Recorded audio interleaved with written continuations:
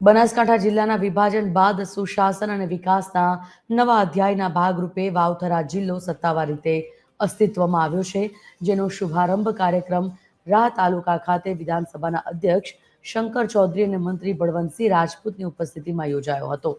આ પ્રસંગે શંકરભાઈ ચૌધરીએ હાકલ કરી હતી કે સૌ સાથે મળીને વાવથરા જિલ્લાને કુપોષણ અને વ્યસન મુક્ત બનાવીએ, શિક્ષણ તેમજ કૌશલ્ય થકી આત્મનિર્ભર બનાવીએ, જેથી તેની નોંધ સમગ્ર દેશમાં લેવાય.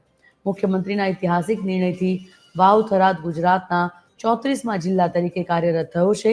ત્યારે આ પ્રસંગે કેબિનેટ મંત્રી બળવંતસિંહ રાજપૂતે આરોગ્ય, શિક્ષણ અને નર્મદાના પાણી સહિતના વિકાસ કાર્યોને બિરદાવીને 2047ના વિકસિત ભારતના સ્વપ્નને સાકાર કરવા સૌને આહ્વાન કર્યું હતું.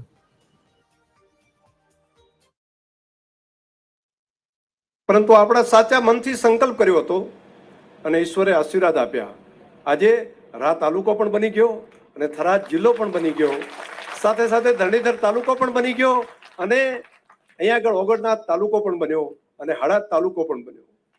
ઈશ્વરની કૃપા આ વિસ્તારની પ્રજા ઉપર છે અને આજે એનું પરિણામ છે. મિત્રો, જ્યારે આપણને આટલી મોટી કામ, આવી મોટી ઓપોર્ચ્યુનિટી આવતી હોય ત્યારે આપણી રિસ્પોન્સિબિલિટી ખૂબ વધી જાય છે કે બનાસકાંઠામાંથી 2 જિલ્લા થાય અને ભૂપેન્દ્રભાઈ પટેલ સાહેબે આ જિલ્લો જુદો કર્યો. આજે 33ના બદલામાં 34 જિલ્લા થયા, 4 તાલુકાઓ થયા.